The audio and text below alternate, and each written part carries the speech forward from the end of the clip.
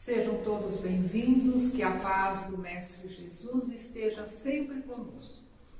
Dando continuidade aos trabalhos de palestras virtuais do Centro Espírita Apóstolos do Bem, em Indaiatuba, São Paulo, hoje estamos mais uma vez aqui reunidos e assim eu convido a todos para que, neste momento, possamos estar unidos em pensamentos, sentimentos, agradecendo a Deus Pai por mais esta oportunidade de aprendizado, de aprimoramento.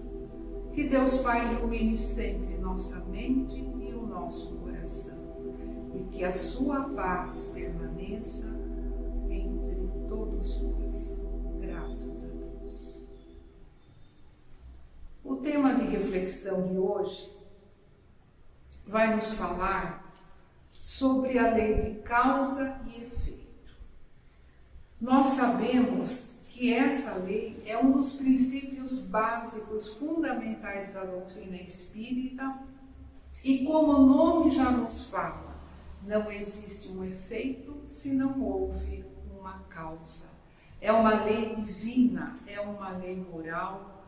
E é tão comum a gente ouvir assim: ah, foi Deus que te castigou. Ah, mas isso que aconteceu é um castigo de Deus. Mas nós temos que ter a certeza de que Deus, nosso Pai, na sua infinita bondade e misericórdia, não castiga ninguém. Ele não condena as pessoas. Ele criou todas as leis que regem o universo, a vida. E é de acordo com uma dessas leis que as consequências dos nossos atos acontecem automaticamente. Então, todas as nossas ações geram consequências boas ou más, conforme a ação praticada. Nada fica impune. Os erros trazem efeitos desagradáveis, mas também as virtudes, o comprometimento, nos trazem também as recompensas. Essa lei divina, chamada de causa e efeito, também é chamada de lei de ação e reação. Outros ainda a chamam da lei do retorno.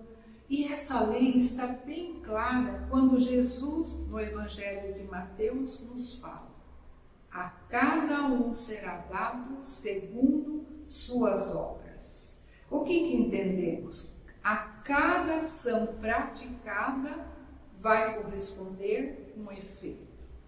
E esse retorno, esse aparecimento dos efeitos, ele pode ser de três modos. Primeiro, de imediato, poderá ser após a morte do corpo físico e poderá uma reencarnação. De imediato, nós podemos dizer que logo após o ato praticado, a um curto prazo, na mesma encarnação, já se tem a consequência, a reação daquilo que foi praticado. Então, às vezes, já ouvimos assim alguém dizer: nossa, o inferno é aqui mesmo.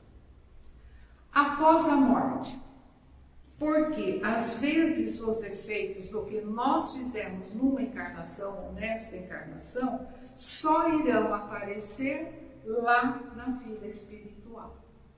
E na reencarnação, e nós teremos também, porque tudo que a gente faz numa existência vai refletir na próxima, na outra vida, na outra reencarnação.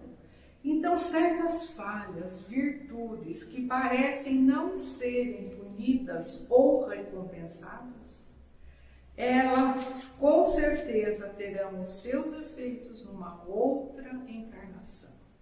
Quantos exemplos a gente pode aqui entender? Alguns falam assim: ah, mas por que fulano é tão mal e ainda parece que tem uma vida que tudo dá certo? Ou senão outros comentam assim: ah, mas mas será que o fulano praticou alguma coisa? Mas nós sabemos, por exemplo, um suicida, que ele cometeu esse ato em uma encarnação, ele provavelmente numa próxima irá nascer com deficiências, poderá ser cego, poderá ser surdo, mudo, poderá ainda nascer com síndromes, mas por quê? Nós não podemos aí esquecer da justiça divina, que é sábia, que é soberana, porque eu causei, então eu pratiquei o ato e eu vou responder por aquilo que eu fiz. Aí a gente pode perguntar, mas quanto dura esses efeitos? Então os efeitos de uma ação boa ou má vai durar enquanto existir o impulso que a criou. Então eu vou dar um exemplo bem simbólico. Por exemplo, uma bola atirada, ela rola até que termine a força do impulso que foi dado. Então, quanto maior for esse impulso, a bola rolará por mais tempo, mas se colocarmos um obstáculo à frente, faremos a bola parar. Então, o que isso significa?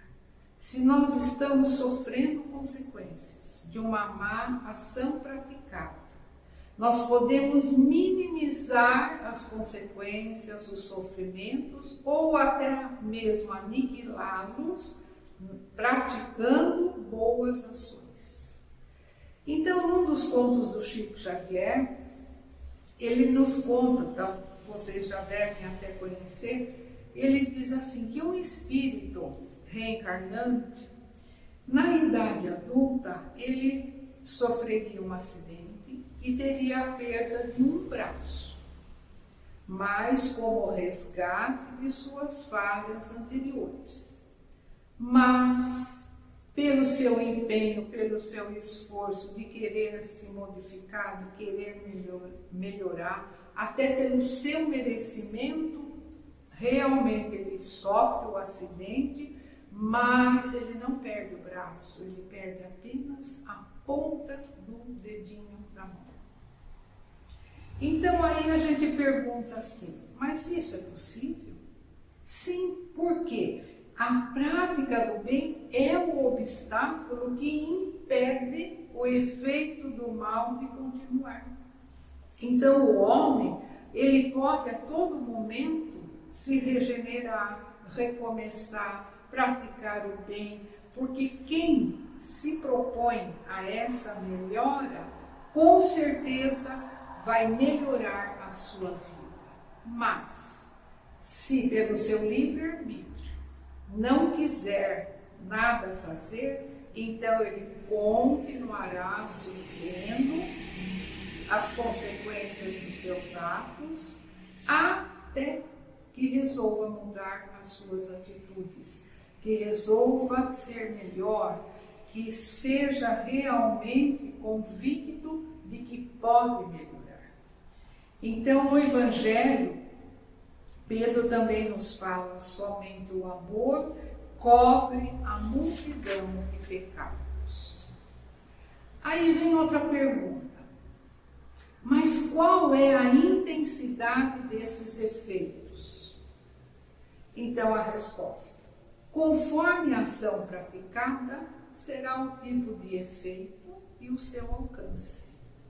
Então aqui vem um exemplo também para a gente. Diz assim, se levarmos um raspão na pele, ela pode se irritar, o efeito logo passa e o próprio organismo se encarrega da recuperação, da cicatrização. Mas, se cortarmos a pele mais profundamente, ultrapassando o limite da sua resistência,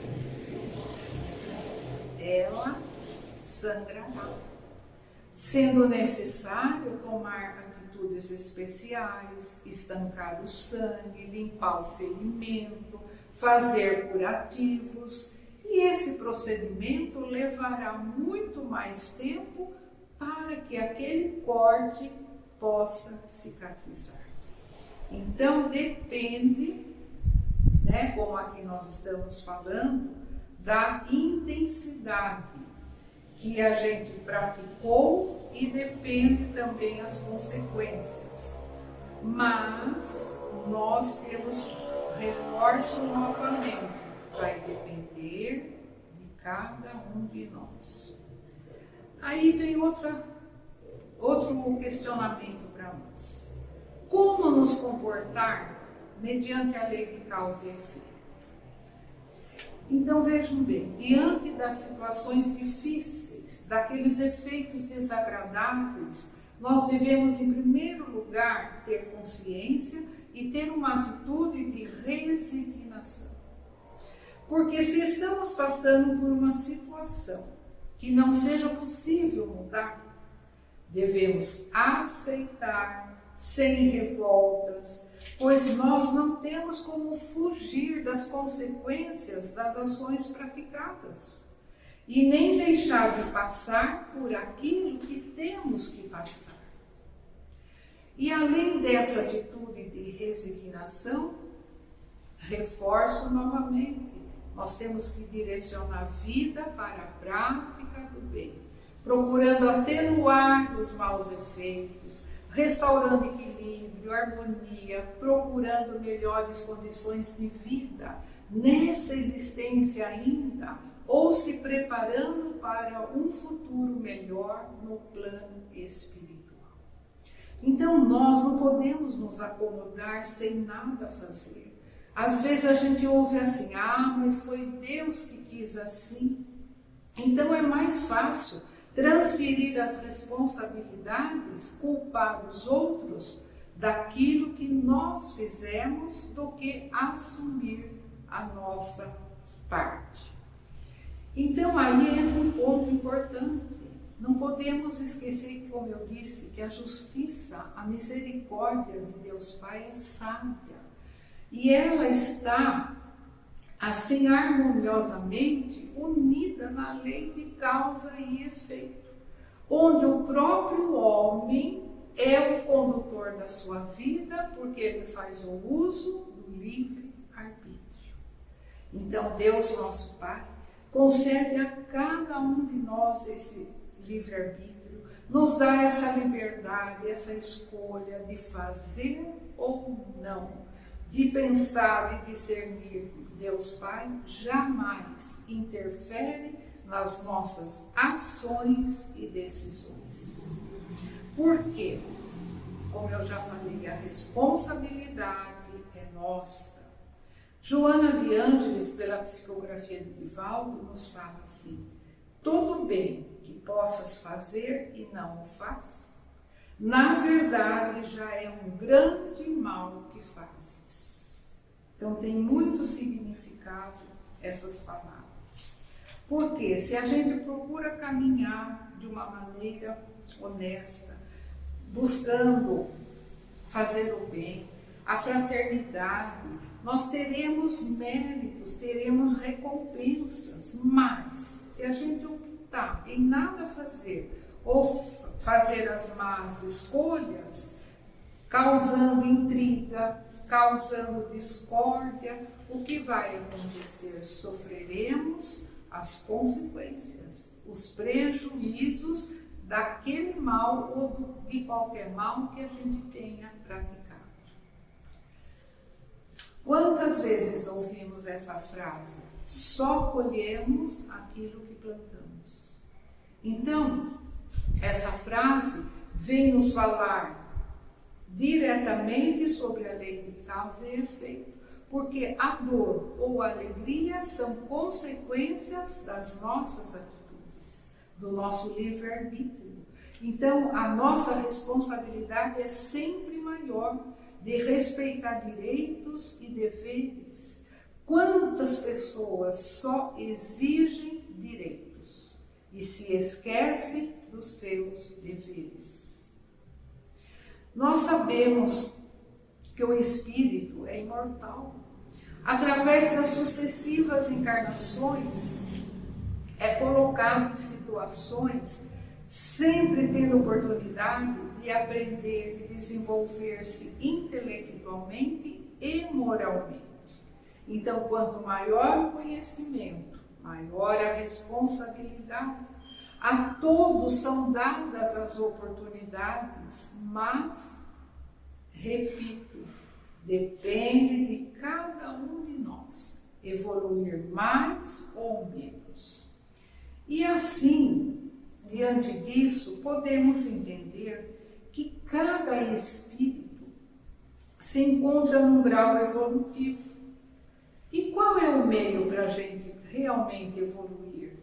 É aproveitar, é fazer aquilo que está ao seu alcance, praticando o bem, procurando sempre recomeçar, se renovar, melhorar. E aí vem uma frase que eu já falei várias vezes: quantos passam pela vida, mas sem viver a vida? Então nós não podemos esquecer de que as leis morais divinas existem, sempre existirão, são imutáveis, independem da vontade do homem, porque o homem não pode mudá-las. E pela lei da reencarnação, todos nós temos como finalidade progredir. Então, encarnar, desencarnar, quantas vezes forem necessárias, até que o espírito, o homem, possa ainda habitar mundos mais evoluídos. A doutrina espírita nos esclarece quanto à pluralidade dos mundos, que existem infinitos mundos no universo, que a vida não se restringe apenas ao planeta Terra. No Evangelho de João, Jesus nos fala: há muitas moradas na casa de meu Pai. O que essas palavras significam? Casa de meu Pai, ele está se referindo ao universo. As moradas são os infinitos, diferentes mundos que existem. E segundo o grau de adiantamento dos seus habitantes, conforme nos esclarecem os espíritos superiores, os tipos de mundos são classificados em 5 grupos. Primeiro, mundos primitivos. Segundo, mundo de provas e expiações. Terceiro, mundos de regeneração. O quarto, mundos felizes. E o quinto, mundos divinos. A Terra, nosso planeta, é ainda um mundo de provas e expiações, tentando caminhar para um mundo de regeneração. Jesus, nosso mestre, irmão, ele é um habitante dos mundos divinos. Ele veio das esferas divinas habitar este planeta Terra, mas com a grande missão de ensinar e vivenciar a lei do amor. Veio acompanhado pelos seus discípulos, espíritos de alta hierarquia, mas também como missionários na divulgação dos ensinamentos evangélicos. Eu escolhi um texto de chamado Marco Aurélio, de Mariluz Vieira, que vai nos mostrar a importância da lei de causa e efeito. Então narra para nós assim: Marco Aurélio era um jovem estudante de medicina, esforçado, querido pelos amigos, tinha uma família modesta e pais amorosos. Nem sempre tudo acontece segundo nossos desejos e vontade. Certa tarde, um colega convida Marco Aurélio para um passeio de barco. Embora tivesse boa saúde, ele hesitou um pouco pois sem explicação as suas pernas doíam e sentia certo cansaço. Mas, como o colega insistisse, Marco Aurélio resolveu aceitar o convite. Ambos divertiam-se quando Marco Aurélio mergulhou para nadar. De repente, sentiu que faltavam forças, suas pernas não se movimentavam. Passando mal, o rapaz gritou por socorro. O amigo, com o auxílio de outras pessoas, o retiraram das águas, mas as suas pernas não obedeciam e ele não conseguia mais ficar em pé. Ele foi internado em hospital, permanecendo vários meses em tratamento, mas ficara paralítico. Revoltado, abandonou os estudos, não aceitava ajuda, não se conformava com a situação. A revolta invadia-lhe a alma, achava-se injustiçado, questionava: onde estava a justiça de Deus? Por que tinha de acontecer justo com ele? E assim o jovem desinteressado pela vida passava horas e horas sentado na sua cadeira de rodas, lamentando, achando-se injustiçado e abandonado por Deus Pai. Mas numa tarde, em oração, ele murmurou: meu Deus, por que me encontro nessa situação? Que mal que eu fiz? E assim adormeceu e sonhou que estava na companhia de um benfeitor amigo que lhe dizia: Deus nosso Pai é bom, é misericordioso, justo. Foi você que pediu ao Pai para ficar paralítico nesta encarnação, para poder resgatar débitos passados. Como o rapaz estivesse admirado, o benfeitor disse-lhe: vem comigo. Depois de alguns momentos, avistou um enorme castelo onde ouvia-se gemidos angustiosos. Quem geme assim? Perguntou Marco Aurélio. O benfeitor respondeu: são criaturas com as pernas mutiladas. Nisso ouviu-se estridente gargalhada. Mas quem pode rir assim diante dessas criaturas que sofrem? Perguntou o jovem. O benfeitor respondeu: é o senhor do castelo, que mandou mutilar as pernas dos escravos que fugiam. Marco Aurélio disse: mas esse senhor é um monstro, que lhe tirem as pernas também. Ele merece que lhe façam o mesmo. O benfeitor amigo iluminou o rosto do senhor do castelo. Foi aí que Marco Aurélio sentiu tremendo choque, pois aquele rosto era o dele. Imediatamente acordou ofegante, pedia perdão a Deus, principalmente por haver duvidado da justiça divina. Desse dia em diante, Marco Aurélio mudou por completo. Recomeçou os estudos, a alegria, o entusiasmo voltaram em sua vida por compreender que Deus não castiga ninguém. Sofremos as consequências daquilo que praticamos. Termina aí o texto.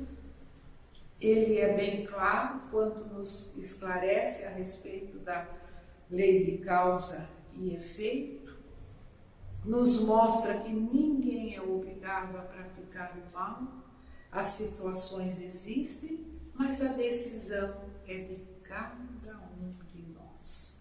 Então, que tenhamos sempre a consciência, a força, a coragem de vigiar as nossas atitudes, nosso comportamento, procurando sempre fazer o melhor, porque como a lei nos mostra, né? Todo efeito tem uma causa. Então, queridos companheiros, convido a todos neste momento para que juntos, mais uma vez, possamos elevar nosso pensamento até Deus Pai, agradecendo sempre pelo dom da vida, pelas oportunidades de aprendizado, que Ele sempre nos dê a força, a coragem para que cada um de nós faça tudo aquilo que estiver ao seu alcance, com equilíbrio, com cautela, porque nós sabemos que as consequências, cedo ou tarde, das nossas ações, elas aparecem. E assim, queridos irmãos, vamos relembrando mais uma vez a oração que o Mestre Jesus nos ensinou. Pai nosso que estais nos céus, santificado, Senhor, seja vosso nome. Venha a nós o vosso reino, seja feita a vossa vontade, assim na terra como no céu. O pão nosso de cada dia nos dai hoje. Perdoai as nossas ofensas, assim como devemos perdoar a quem nos tem ofendido. E não nos deixeis cair em novos erros, tentações, mas livrai-nos de todo o mal. Que assim seja, graças a Deus e graças